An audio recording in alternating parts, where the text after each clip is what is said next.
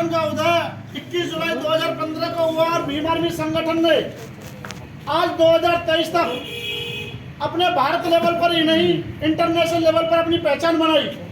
इतनी तेजी से भीम आर्मी संगठन बढ़ा और अपने समाज की हर एक, जहाँ पर हमारे समाज पर अन्य अत्याचार हो रहा था, आपको जहाँ भी मिलेगा सबसे पहले भीम आर्मी संगठन सबसे आगे खड़ा मिलेगा।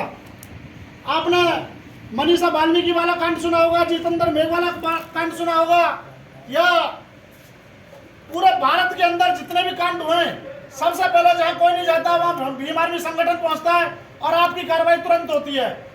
या मैं कहूँ पलवल जिले के अंदर जहाँ हमारे समाज की एफआईआर तक नहीं लिखी जाती थी, कंप्लेंट तक पुलिस वाले नहीं देते थे, पुलिस से पहले भीम आर्मी संगठन पे कॉल आया करती थी और जब जाकर तुरंत मुकदमा दर्ज हुआ करता था।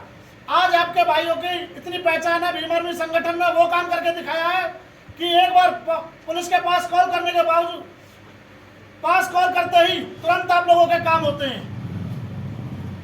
यह साथियों, इस जब धीरे धीरे भीम आर्मी संगठन बढ़ता गया, जब हम पर झूठे मुकदमे दर्ज होने शुरू हो गए, तो बड़े भाई चंद्रशेखर आजाद जी ने बहन जी से भी मिलने की कोशिश करी। जब बहन कुमारी मायावती जी ने बिल्कुल रिस्पॉन्स नहीं दिया, जब तुगलकाबाद वाला हमारा गुरुघर तोड़ा गया था और बड़े भाई चंद्रशेखर आजाद जी को वहां पर बीजेपी का दलाल आरएसएस का बता के उनको टाल दिया गया था कि भाई मेरा इनसे कोई ताल्लुक नहीं है। बड़े भाई चंद्रशेखर आजाद जी ने फिर भी कोशिश करी। फिर उसके बाद 2020 में 15 मार्च 2020 में बड़े भाई चंद्रशेखर आजाद जी ने आजाद समाज पार्टी का गठन किया। उस दौरान भी योगी सरकार ने जहां पर पार्टी का गठन होना था उस जगह की अनुमति नहीं दी।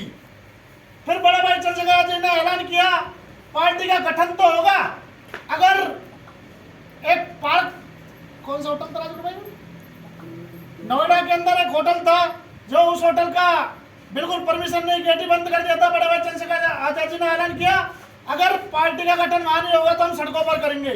तुरंत परमिशन दी गई और वहां पर पार्टी का गठन किया गया। साथियों, आप कांग्रेस में काम करके देख लो, बीजेपी में काम करके देख लो, आपको भाई एक एससी समाज तक ही आपको सीमित रखा जाएगा, कोई मान सम्मान नहीं मिलता है। भाई आपको छोटे छोटे पत्ते दे दिएंगे, भाई आप एससी समाज के जिला अध्यक्ष हो, एससी समाज के उपाध्यक्ष हो, एससी समाज के फलाना हो, इनमें तुम्हें वहां भी जाति व्यवस्था को बना करके आपको कायम रखा जाता है कि भाई एक अलग छाप रखाई जाती है कि भाई एससी समाज से ही। क्या कभी वहां पर एससी समाज को जनरल समाज का जिला अध्यक्ष बनाया गया? आप लोगों को जानना होगा।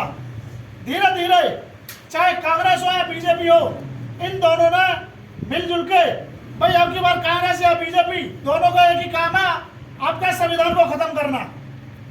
वो कांग्रेस धीमी गति से चलती थी, बीजेपी फास्ट गति से चलती है। फर्क यही है। जो हम जितने भी जो आज बीजेपी ने जितनी भी ये व्यवस्था लाई गई है सब पहले कांग्रेस ने लागू कर रखी थी, बट उनको पता थी कि भाई इससे क्या नुकसान होगा हमारी पार्टी को, इसलिए उन्होंने स्टॉप कर दिया था। बीजेपी ने पूर्ण बहुमत से आने के बाद सब चीज को एक तरफ से हमारे गालों पर थप्पड़ मारा। अगर कांग्रेस या बीजेपी धीरे धीरे फिर से पूरे भारत देश के अंदर आती है तो आपका एक दिन संविधान खत्म हो जाएगा, जहां पर हम पहले थे वहीं पर होगा। तो मैं चंदू भाई का स्वागत करता हूं।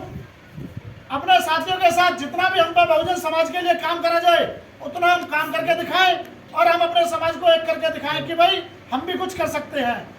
अपनी वाणी को मैं यही विराम करूंगा। सभी को जय भीम।